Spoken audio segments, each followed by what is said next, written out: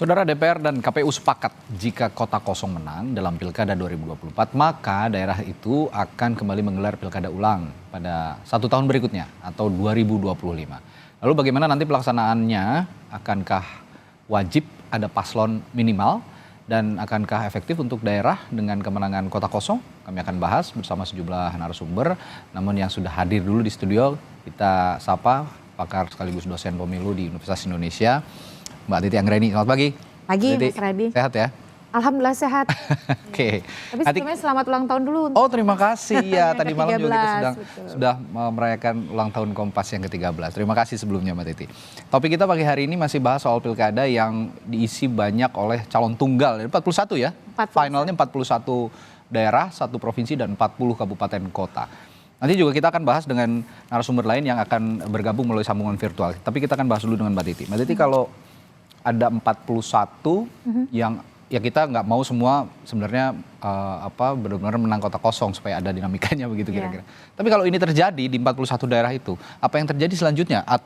Maksud saya 1 tahun berikutnya akan pilkada ulang dan apakah itu akan mengganggu proses pemerintahan di berbagai daerah itu? Ya, tadi saya sempat mendengar dari pernyataan Pak Idam, sejumlah daerah itu sedang ada proses sengketa di Bawaslu terkait dengan pendaftaran calon baru di masa perpanjangan. Kan sempat ada beberapa yang menimbulkan perselisihan karena dianggap tidak sesuai prosedur, yang silonnya tidak bisa diakses atau pendaftarannya ditolak. Mudah-mudahan ini proses di Bawaslu bisa mengurangi jumlah daerah yang calon tunggal. Kalau sekarang kan 41 ya. 41 itu 1 provinsi, 35 kabupaten dan 5 kota. Nah, bagaimana kemudian kalau di daerah calon tunggal, lalu calon tunggalnya kalah? Kita punya 1 kali pengalaman di Kota Makassar. Kalau Kota Makassar itu kan diulang, dia Pilkada 2018, diulang kembali di 2020 karena pada waktu itu Pilkada serentak terdekat di 2020. Nah, kalau sekarang itu 1 tahun berikutnya, itu aturan di pasal 54D ayat 3 Undang-Undang 10 2016. Yang diulang itu bukan hanya hari pemungutan suaranya, tapi ini pemilihan yang diulang. Kalau pemilihan yang diulang berarti keseluruhan tahapan diulang. Ada kampanye dan segala macamnya ya? Dimulai dari pemutahiran data pemilih, karena hari pemungutan suaranya bergeser. Artinya ada pergeseran jumlah pemilih, pendaftaran calon, lalu juga kampanye, pemungutan suara, sampai kemudian rekap dan penetapan hasil. Nah, artinya kan di daerah itu kosong kepemimpinannya. Betul. Secara serta-merta akan diangkat penjabat. Kalau gubernur dia penjabat yang pada tingkat JPT Madya, lalu kalau kemudian kabupaten kota, bupati wali kota JPT Pratama. Kalau gubernur oleh presiden, kalau kalau bupati wali kota penjabatnya oleh Menteri Dalam Negeri. Jadi tidak ada kekosongan, hanya saja memang bukan kepemimpinan yang definitif. Memang tidak ada kekosongan, tapi ini diisi oleh PJ. Tapi yang menarik adalah ketika pemerintahan baru ini yang nanti akan dilantik 20 Oktober itu menunjuk PJ-PJ ini. Nah, kalau di era Presiden Jokowi kan kita tahu ya, PJ-PJ itu banyak sekali ditunjuk yang tidak mesti harus dari daerah itu gitu ya. Ada yang misalnya pejabat di Polri, ada yang dari TNI dan segala macamnya.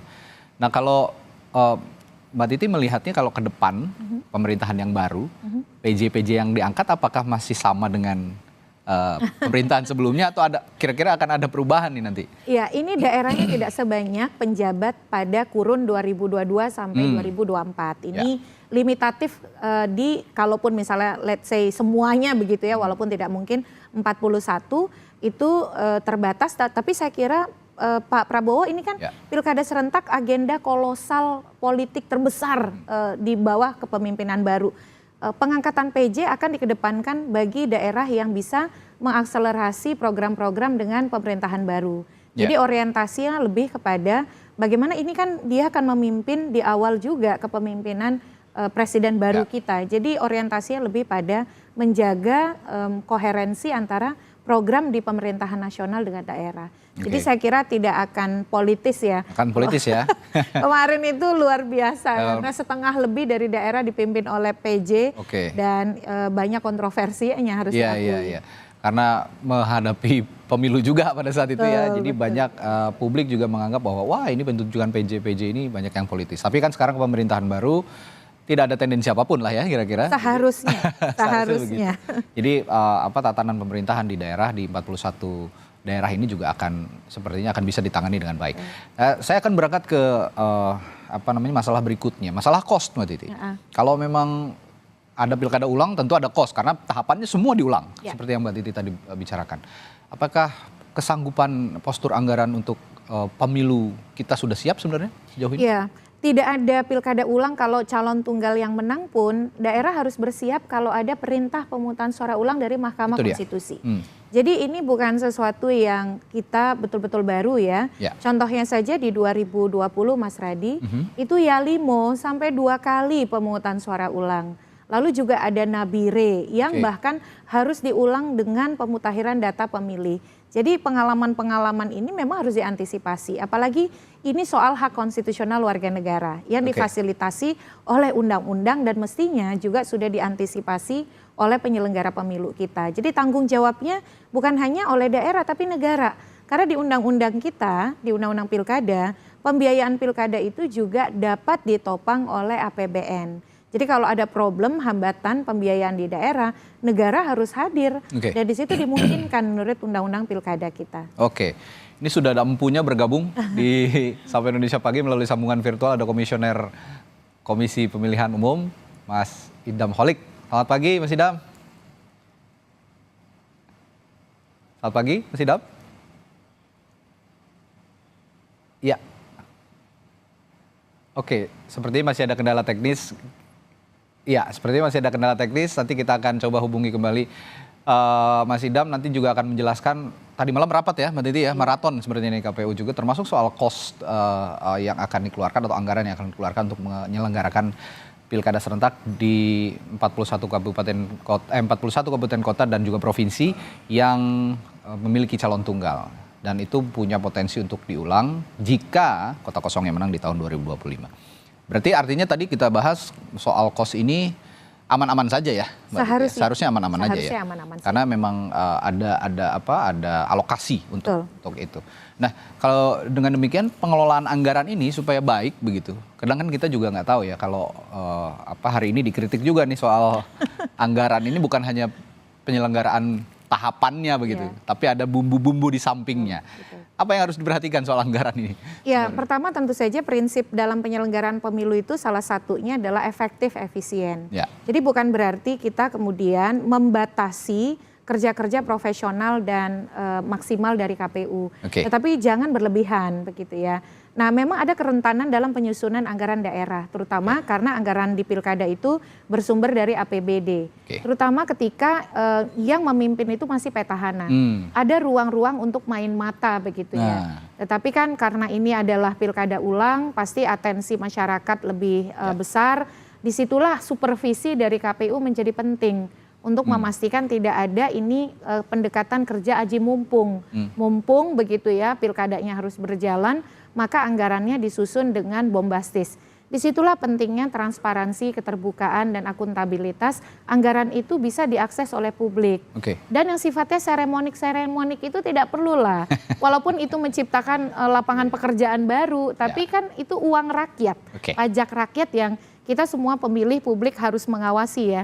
Efektivitas dan efisiensi bukan hanya anggaran di daerah bercalon tunggal, tapi 545 daerah yang pilkada itu kita semua harus awasi, Mas Radi, anggarannya. Sepertinya Mas Idam sudah bisa kita sapa. Selamat pagi, Mas Idam. Selamat pagi, Mas. Selamat pagi. Ya, Mas Idam, tadi malam kan maraton sepertinya ya, rapat dengan DPR. Kira-kira bisa kita bisa diungkapkan yang jadi kesepakatan tadi malam apa saja sih kira-kira di dalam konteks pilkada serentak, terutama di 41 daerah yang memiliki calon tunggal, Mas Idam? Pada tanggal 10 September 2024, kami dijadwalkan melakukan konsultasi berkenaan pasal 4D ayat 3 atau berkenaan dengan pengulangan penyelenggaraan pilkada apabila Kota Kosong mendapatkan suara lebih dari 50%.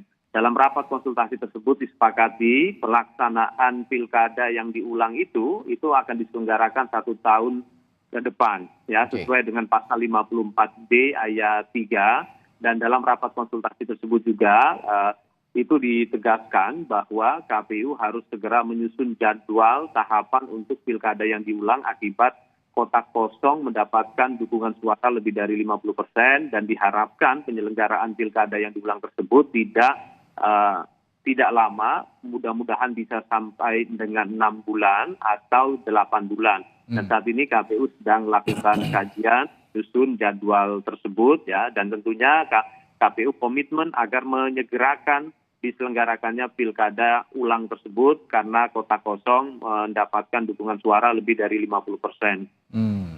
Oke. Tadi Anda menyinggung juga soal tahapan begitu ya, Mas Idam. Bagi KPU alur yang ideal untuk waktu pelaksanaan yang efektif untuk 41 daerah yang diisi oleh calon tunggal ini bagaimana sebenarnya? Pelaksanaan pilkada tentunya juga harus memperhatikan yang namanya electoral dispute atau dalam hal ini perselisihan hasil pemilu di Mahkamah Konstitusi berdasarkan pada peraturan Mahkamah Konstitusi nomor 3 tahun 2024 pasal 4 dijelaskan bahwa pemantau bisa menjadi pemohon.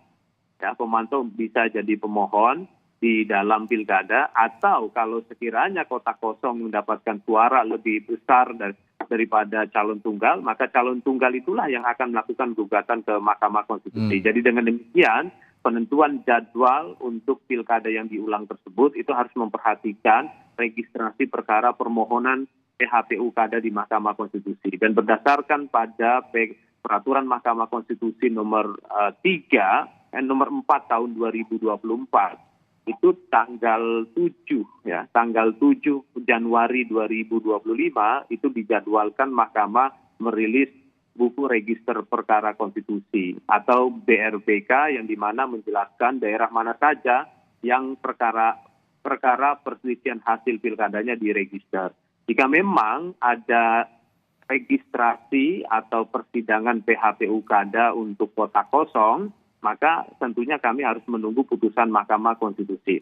Kami berharap agar sesegera mungkin pilkada yang diulang ini bisa terselenggara karena mengingat keserentakan penyelenggaraan pilkada. Kalau semakin lama tentunya juga akan terganggu, ya, dan semangat penyelenggaraan pilkada 2024 itu serentak. Ya, mudah-mudahan nanti bisa diselenggarakan sesegera mungkin, apalagi bisa sampai dengan 6 bulan. Tentunya kami tetap harus memperhatikan hak-hak calon ya ataupun tahapan yang telah diatur dalam peraturan perundang-undangan.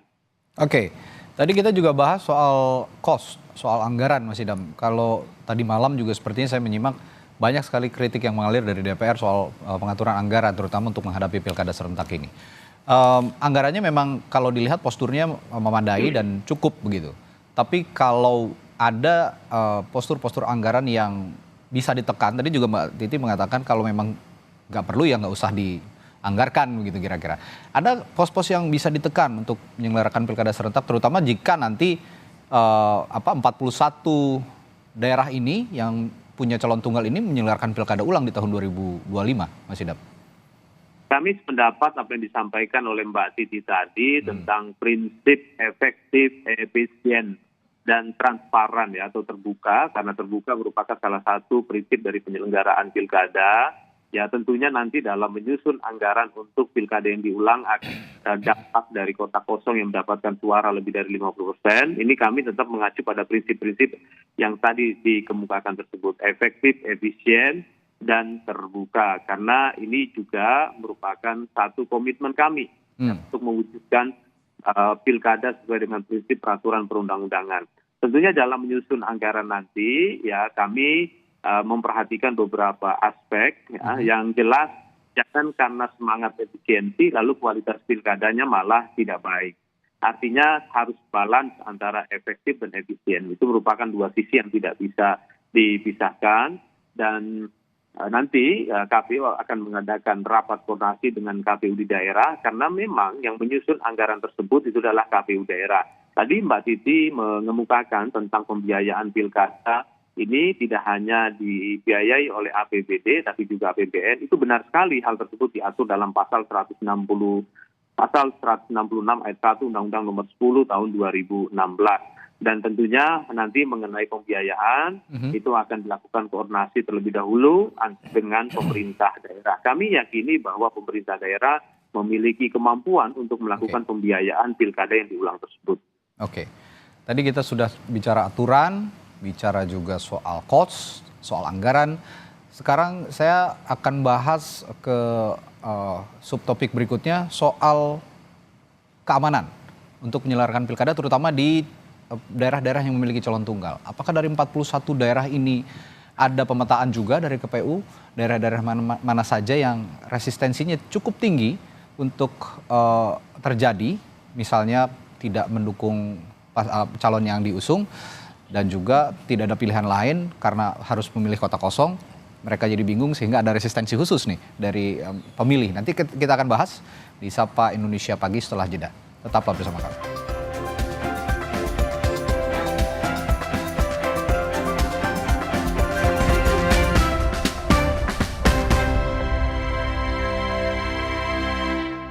Kita sudah bahas pilkada serentak yang memiliki calon tunggal, soal dari sisi aturan tadi dan juga anggaran, serta bagaimana jika jalannya pemerintahan diisi oleh penjabat karena kota kosong yang menang sehingga tidak ada pemenang pilkada di daerah-daerah yang memiliki calon tunggal. Nah, sekarang saya bertanya tadi soal 41 daerah yang memiliki calon tunggal ini, apakah juga harus ada pemetaan terkait adanya resistensi dari pemilih misalnya di daerah-daerah itu. Pemetaan seperti apa juga yang seharusnya bisa dilakukan, Mbak Titi? Ya, kalau belajar dari pengalaman-pengalaman sebelumnya ya, ini pilkada bercalon tunggal bisa dikatakan sudah menjadi pengalaman kita yang kelima. 2015, 2017, 2018, 2020, dan sekarang 2024 dengan jumlah 41. Mudah-mudahan ini berkurang ya, karena ada penambahan di sejumlah daerah yang sedang bersengketa. Kita tunggu prosesnya di Bawaslu, tapi nampaknya kepedulian warga itu makin kuat, terutama untuk menunjukkan protes voting atau keberatan pada opsi yang dianggap memutus aspirasi nih. Contohnya saja di Kota Makassar kan kota kosongnya menang. Walaupun ketika diulang di tahun 2020 calonnya jadi 4. Nah, itu di Kota Makassar. Dan si calon tunggal berubah konfigurasi, tidak lagi maju berpasangan dengan wakil yang sama. Itu di Kota Makassar. Tetapi di sejumlah daerah misalnya di Pati, itu ada gerakan untuk kemudian mendukung kota kosong. Karena mereka menginginkan kepemimpinan alternatif. Termasuk juga di Humbang Hasundutan. Itu selisihnya sangat dekat. Karena kan butuh 50% plus 1. Walaupun selisih hanya 1 suara, tetap saja yang suara terbanyak menang. Jadi bisa dikatakan antusiasme yang menunjukkan ekspresi politik sebagai bentuk protes yang disalurkan melalui kota kosong itu makin menguat. Dan kalau kita lihat dinamika sebelum penetapan calon tunggal, contoh di Kota Pangkal Pinang, itu di hari ketika calon tunggal selesai mendaftar, diikuti dengan simbolisasi kota kosong didaftarkan warga juga ke KPU misalnya. Lalu di sejumlah daerah misalnya di Asahan, lalu di Gresik yang koalisi kota kosong dari masyarakat.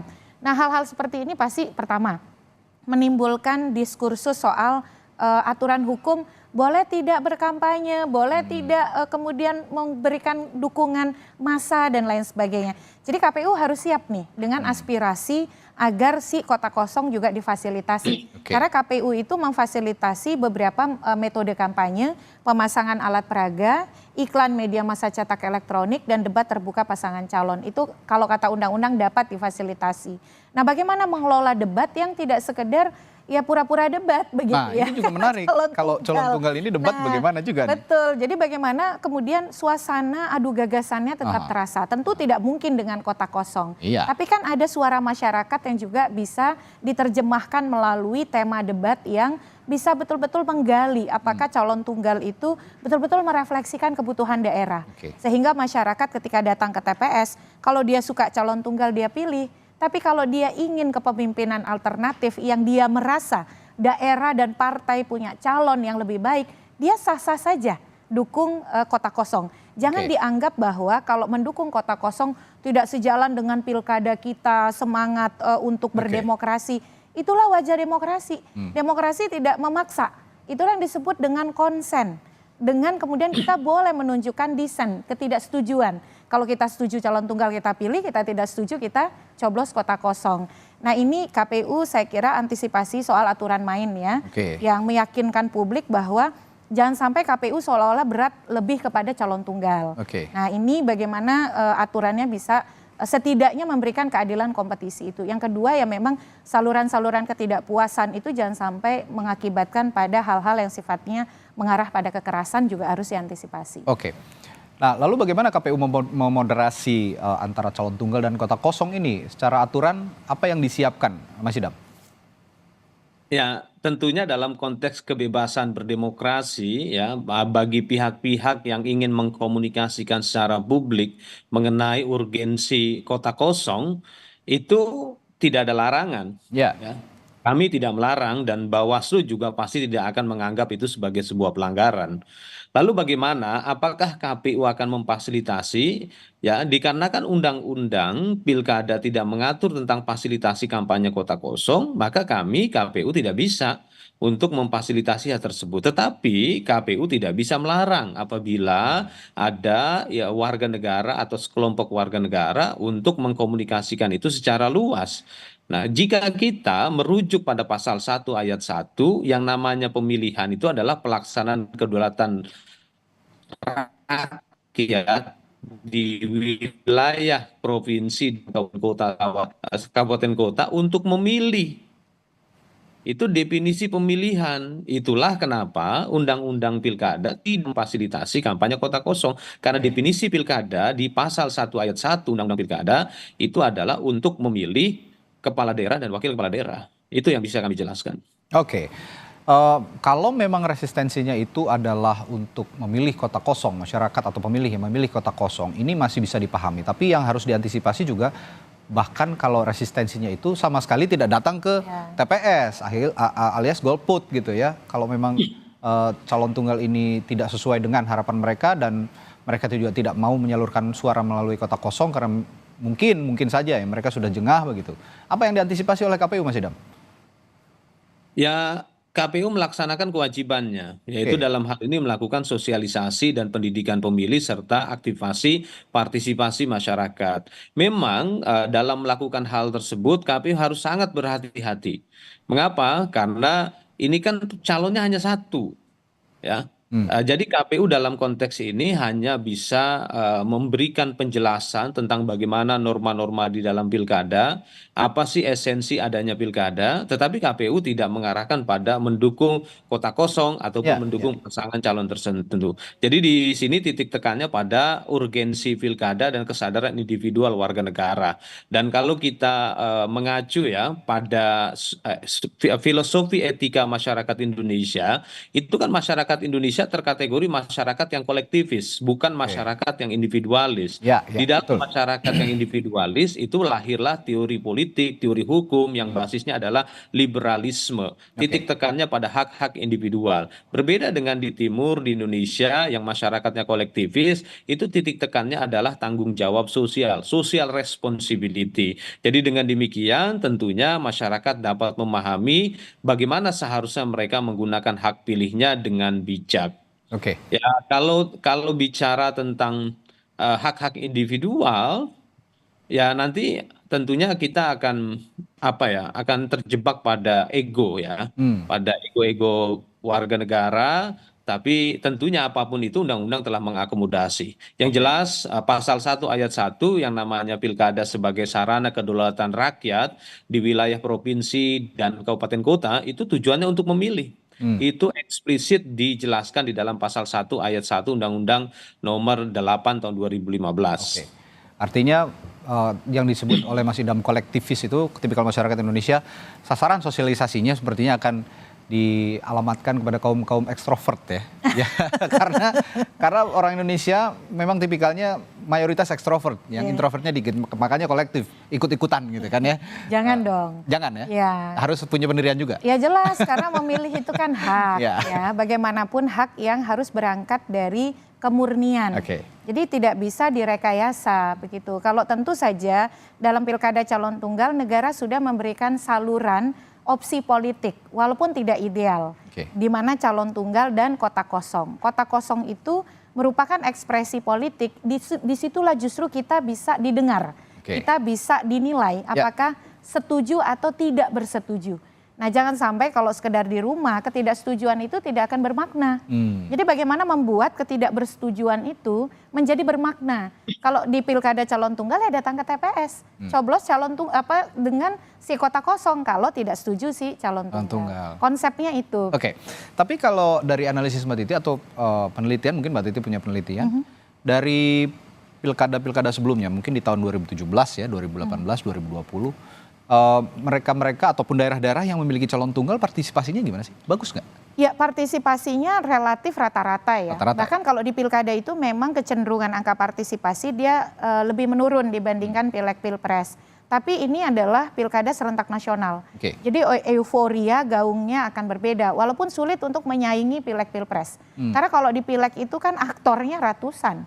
Bahkan kandidatnya saja secara nasional 250.000 lebih. Betul. Nah, sementara kalau di pilkada kan orientasinya pada figur. Nah, meskipun tidak misalnya fenomenal pilkada Jakarta 2017 yang angka partisipasinya di atas 80%, tetapi relatif masih di atas 60%-an. Nah, ini yang bagi kami, bagaimana KPU menempatkan supaya tidak dilihat sebagai corongnya calon tunggal. KPU itu tugasnya adalah sosialisasi. Walaupun definisi pemilihan adalah dalam rangka mencari kepala daerah, tapi kalau kemudian dalam pilkada calon tunggal rakyat tidak menghendaki sodoran dari yang calon tunggal, dia boleh dikasih opsi kota kosong. Nah, itu juga harus dijelaskan. Nah, dalam sosialisasi itu soal dua pilihan, apakah calon tunggal atau kota kosong, dalam sosialisasi harus tampil. Misalnya contoh soal, kalau sosialisasi itu kan misal contoh ya, menggunakan alat peraga luar ruang. Itu harus tampil begitu, jangan hanya si calon tunggal. Hal-hal seperti ini kalau Pak Idam sangat paham dengan penguasaan ilmu politik komunikasinya. Tapi jangan sampai di daerah ada distorsi. Apalagi tekanan misalnya politik lokal yang ingin mengarahkan pada hal-hal yang partisan, itu harus dikawal oleh Pak Idam dan kawan-kawan. Mas Idam, kemarin saya juga menyimak, Mas Idam itu ada simulasi ya kalau nggak salah ya di beberapa daerah. Termasuk ini simulasi termasuk untuk daerah yang juga menyelenggarakan pilkada dengan calon tunggal, Mas Idam? Kami baru akan melakukan simulasi pemungutan suara untuk pilkada satu pasangan calon direncanakan pada tanggal 15 September 2024 di Kabupaten Maros, Sulawesi Selatan. Dan nanti dalam pelaksanaannya ya bersamaan dengan simulasi untuk pilkada gubernur yang pasangan calonnya lebih dari satu. Jadi simulasi tersebut itu dilakukan dua kegiatan sekaligus, yang dimana pemilih diberikan dua jenis surat suara, yang satu surat suara untuk pilkada satu pasangan calon, yang satu surat suara untuk pilkada lebih dari satu pasangan calon, dalam hal ini pilgubnya. Baru tanggal 15 September 2024 di Kabupaten Maros, Sulawesi Selatan. Nah itu untuk saya terkhusus karena tema kita pagi ini calon tunggal, terkhusus untuk daerah yang memiliki calon tunggal, surat suaranya simulasinya nanti akan disertakan pastikan ya kota kosong dan calon tunggal tersebut. Nah, bagaimana KPU juga menjelaskan kepada pemilih nantinya untuk simulasi khusus yang calon tunggal ini? Seperti apa yang tadi telah dikemukakan oleh Mbak Titi, itu benar sekali. Punya bagaimana undang-undang pilkada mengatur yang namanya pilkada dengan satu pasangan calon. Nah, desain surat suara untuk pilkada dengan satu pasangan calon ini diatur dalam pasal 54C ayat 2. Di sana nanti ada foto pasangan calon dan ada juga kolom foto tak bergambar. Jadi ada dua nanti. Nah itu yang nanti juga dijelaskan oleh KPU pada publik, pada pemilih gitu ya. Dan KPU juga akan menjelaskan bahwa memberikan suara kepada kota kosong itu sah karena memang itu diatur di dalam undang-undang. Pilkada dengan satu pasangan calon tunggal ini tidak hanya legal tapi konstitusional karena diputuskan lewat putusan Mahkamah Konstitusi. Itu berarti sudah clear begitu ya bahwa KPU juga sama-sama memberikan tempat yang sama begitu untuk calon tunggal maupun juga untuk pemilih yang tidak berkenan untuk memilih calon tunggal memilih kota kosong. Nah terakhir Mas Idam, ini soal pilkada ulangnya jika calon tunggal yang di daerah tersebut yang kalah begitu, kota kosong yang menang, itu kan 1 tahun kemudian diulang. Nah, bagaimana menghindari agar tidak muncul lagi nih calon tunggal? Adakah PKPU yang bisa dimodifikasi dari mungkin putusan MK yang terakhir ya, terkait bagaimana mengantisipasi daerah-daerah yang 41 ini agar kalaupun diulang jangan terjadi lagi calon tunggal begitu, Mas Idam? Putusan Mahkamah Konstitusi nomor 60 ya tahun 2024 itu hanya mengatur ambang batas minimal Oke.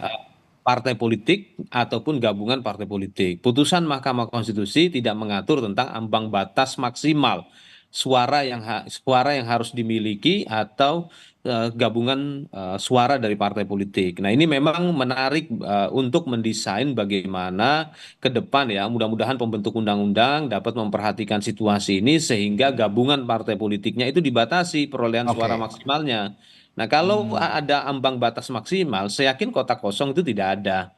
Ya, dan KPU dalam melakukan pengaturan tentunya tidak boleh melampaui peraturan perundang-undangan. Nah, berkenaan dengan hal tersebut, ya kami akan melakukan konsolidasi kepada partai politik tentang pentingnya alternatif pilihan politik warga di pilkada nanti ya, jika memang pilkadanya diulang akibat kota kosong mendapatkan suara lebih dari 50%. Jadi kami akan melakukan konsolidasi dan sosialisasi untuk memastikan pasangan calon yang diregistrasi atau didaftarkan lebih dari satu. Karena kalau tetap satu dan kebetulan masyarakat masih memiliki pandangan mayoritas yang sama dengan yang sebelumnya, maka potensinya bisa saja diulang lagi. Dan kita ketahui ada peristiwa bagaimana pemungutan suara ulang dalam satu wilayah kabupaten, itu di Yalimo ya tahun 2020, pelaksanaan pilkadanya itu 2 tahun 4 bulan. Ya, jadi pilkadanya terus diulang karena memang melaksanakan putusan Mahkamah Konstitusi. Oke, nah ini yang harus dihindari dan juga tadi sepertinya balik ke pembuat undang-undang, Mbak Titi, ya, soal ambang batas terutama, bagaimana soal ini? Kalau saya optimis ya, kalau ada calon tunggal yang kalah dan pilkada diulang karena kota kosong menang, itu pasti jadi pembelajaran yang sangat luar biasa bagi partai. Terdekat begini Mas Radi, ada 8 daerah yang ditolak pendaftarannya oleh KPU daerah di masa perpanjangan. Nah itu kalau itu saja diakomodir, karena kan dia mengubah konfigurasi koalisi ya, tapi dia tidak diterima karena tidak dapat persetujuan dari koalisi yang lama. Kalau yang berproses di Bawaslu ini kemudian melahirkan calon baru, setidaknya berkurang tuh calon tunggalnya. Tapi saya optimis kalaupun calon tunggal kota kosong menang diulang, itu konfigurasi putusan MK yang syarat 6,5 sampai 10% itu pasti akan direspon dengan lebih baik oleh partai politik, harapannya. Berkaca dari Makassar kan, dari 1 jadi 4 paslon. Mudah-mudahan partai berbenah, karena artinya masyarakat melakukan koreksi, masyarakat tidak menghendaki calon tunggal, berikanlah kader terbaik. Dan termasuk DPP nih, DPP jangan memaksakan calon-calon yang tidak dikehendaki oleh orang daerah. Jadi bagaimana suara daerah dan suara DPP itu sinergi dalam konteks desentralisasi politik yang kita anut hari ini. Itu yang kita harus kawal bersama. Tadi juga Mas Idam mengatakan akan melakukan konsolidasi juga dengan partai politik untuk membahas pilkada-pilkada serentak yang memiliki calon tunggal ini lebih lanjut. Kondisi saat ini calon tunggal di 41 daerah tidak ada yang salah. Pun juga demikian sebaliknya. Kondisi di mana kota kosong yang dilawan oleh calon tunggal juga tidak ada yang salah posisinya. Tapi 1 tahun kemudian jika 41 daerah ini memunculkan pilkada ulang begitu di tahun 2025, tentu saja harapannya seperti yang Mbak Titi tadi ungkapkan, partai politik berbenah, kita semua belajar bahwa demokrasi itu adalah makna kompetisi yang sehat. Kompetisi yang sehat adalah memilih calon-calon pemimpinnya yang bisa menjadi referensi bagi para pemilih, mana yang terbaik di antara yang terbaik. Kira-kira seperti itu. Baik, terima kasih Mbak Titi Anggraini, peneliti sekaligus juga dosen di Universitas Indonesia, dosen hukum pemilu, dan juga komisioner KPU, Mas Idam Holik telah berbagi informasi dan perspektifnya pagi hari ini. Terima kasih Mas Idam, Mbak Titi, sehat selalu, sampai jumpa lagi.